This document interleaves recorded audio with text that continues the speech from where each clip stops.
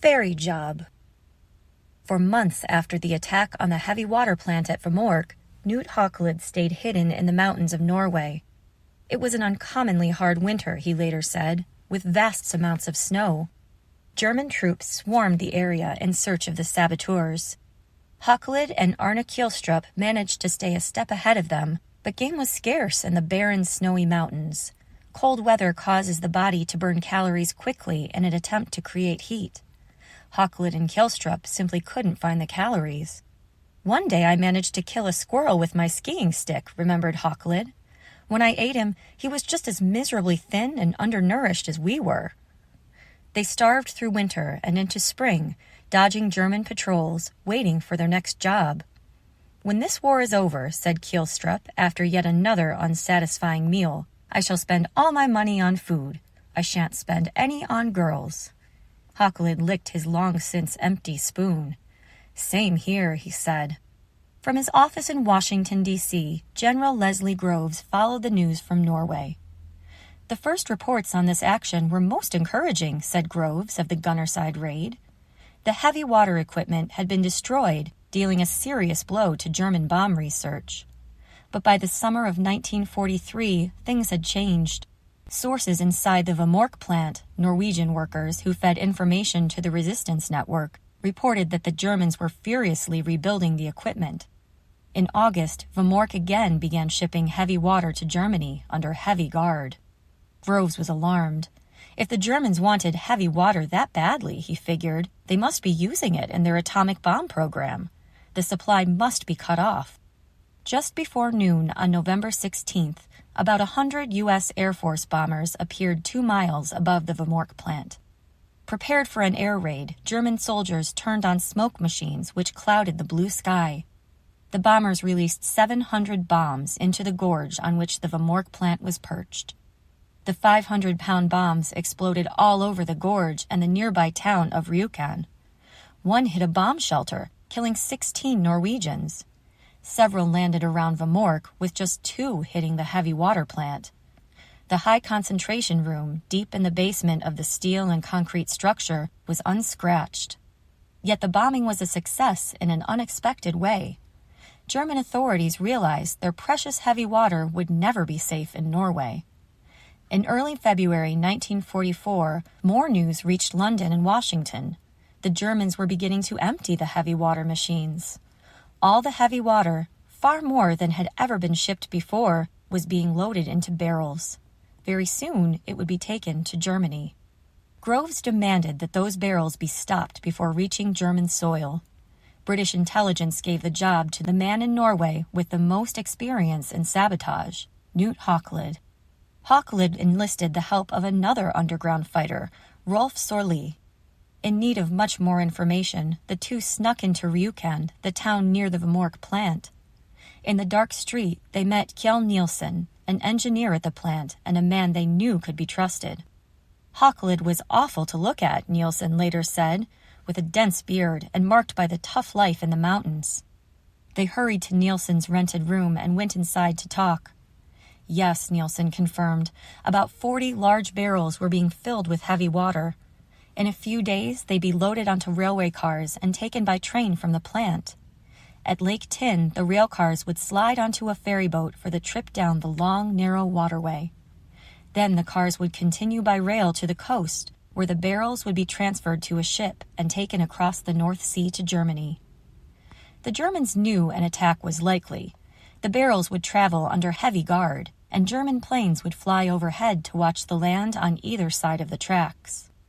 Haukelid relayed the details to British intelligence in London, saying that the job would be tricky and might result in the loss of civilian lives. Case considered came the immediate reply from London. Very urgent that heavy water be destroyed. Hope this can be done without too serious consequences. Send our best wishes for good luck in the work. Haukelid gave Sorli a quick course in sabotage and explosives.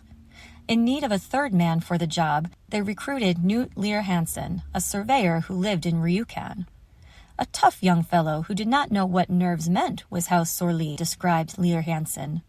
Seldom have I seen anyone become so enthusiastic at the prospect of being involved in an action that might be dangerous. In a series of secret meetings, each in a different location, the three men reviewed their options. One was to try another Gunnerside-style commando raid. This was unlikely to succeed since the Germans now had extra soldiers on patrol. If Hawklid could gather a trained crew of 20 or 30, he'd give it a try. But the time was too short for that, he said. Another option was to lay dynamite on the track and blow up the trains somewhere along the route. But could they plant the charges without being spotted? What if the Germans sent scouts ahead of the train to inspect the rails? Would the explosion be certain to destroy the heavy water? There were so many unknown factors that we had to give up the plan, said Hawklid. They went over the route again and spotted the weak link. At Lake Tin, the train cars would be loaded onto a ferry boat. If they could sink the boat over the deepest part of the lake, the barrels of heavy water would come to rest 1,300 feet below the surface. The Mamork engineer Kjell Nielsen got Hawklid the word. The shipment would be traveling in a few days, Sunday morning, February 20th. Hawklid dressed as a workman and walked around the docks on Lake Tin. He found out that a boat called Hydro would be used Sunday morning. He bought a ticket and traveled down the lake on Hydro, leaning over the rail with one eye on the minute hand of his watch. 30 minutes after leaving the dock, the boat was over the deepest part of the lake. At 1 a.m. on February 20th, Lear Hansen parked his car under a clump of trees about a mile from the ferry dock. He cut the headlights, and he, Hawklid, and Sorlee got out and started toward the water with guns, grenades, and explosives hidden under their long coats. The bitterly cold night set everything creaking and cracking, recalled Hawklid. The ice on the road snapped sharply as we went over it. They saw the Hydro tied up at the dark dock. From scouting the area, they knew there were about 30 German guards at the nearby railway station. There was no one guarding the waterfront. The men hurried along the dock and jumped onto the boat. Sounds of shouting and laughing rose from the crew's quarters below deck. Almost the entire ship's crew was gathered together below, Hawklid said, playing poker rather noisily. Hawklid led the way down ladders to a hatch leading to the bilge, the ship's lowest compartment. As he opened the hatch, he heard footsteps approaching. The men dove behind chairs as the Norwegian night watchman walked up. Lear Hansen recognized the watchman and stepped out. "You here, Newt?" asked the startled guard. "Yes, John," said Lear Hansen, "with some friends." Hawklid and Sorlee stepped out from their hiding places. The guard looked them over. "Hell, John, we're expecting a raid," Lear Hansen improvised, hoping the guard would assume they needed to hide supplies from the Germans, and hoping he'd sympathize. The guard pointed to the hatch leading to the bilge and said, "No problem." Lear Hansen stayed above, chatting with the guard while Hawklid and Sorlee climbed into the bilge. It was an anxious job, Hawklid remembered, and it took time. Through the freezing, foot-deep water sloshing around at the ship's bottom, they crawled to the front of the ferry. Blowing a hole here, they knew, would cause water to rush in. The front of the boat would sink, forcing the back to rise out of the lake. The ship's propeller would spin uselessly in the air. Hawklid pulled the bomb out from under his long coat, 19 pounds of plastic explosive molded into a long sausage shape. He and Sorlee taped it to the ship's metal side. Near the explosive, they taped 2 specially adapted alarm clocks, 2 just in case one malfunctioned. The clocks were connected by wire to 4 flashlight batteries. Then came the dangerous part, connecting the fuse between the clocks and the explosive. Each clock had a little metal hammer that rang its alarm bell. The bells had been removed, but the hammers were still in place. When the hammer hit a metal plate on the clock, electricity would flow from the batteries through the clocks to the fuses, igniting the explosive. Each bell hammer was set just 1/3 of an inch above the metal plate. "There was a 1/3 of an inch between us and disaster," said Hawklid. Hawklid wound the clocks. He set the alarms to ring at 10:45. He and Sorlee could hear the clocks ticking as they scurried back toward the hatch. They passed the guard again on their way off the ship. If the man was curious about why they'd taken so long to hide supplies, he showed no sign. "You on watch now?" Hawklid asked casually. "Yes," said the guard, "but I go off when the train arrives." Hawklid smiled and said, "Lucky man." A few hours later, German soldiers lashed flat train cars carrying 40 barrels of heavy water to the deck of the Hydro.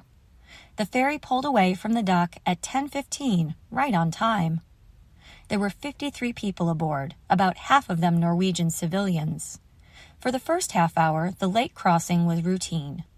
The captain was on the bridge, enjoying the cold, clear morning, when he heard the explosion. He knew right away it was a bomb. The ferry tipped forward. The flat cars rolled down the deck, snapped the ropes holding them in place, crashed into the water, and vanished. Terrified and screaming, civilians and German soldiers tumbled and leaped into the icy water, grabbing for chairs, oars, life vests. The captain saw there was nothing he could do. "I jumped into the water and swam about 15 feet from the ship," he later said. By then the stern was very high and the propeller was still turning. Just 4 minutes from the moment of the explosion, it was all over. "She went down," recalled the captain, "bow first, in the deepest part of the lake."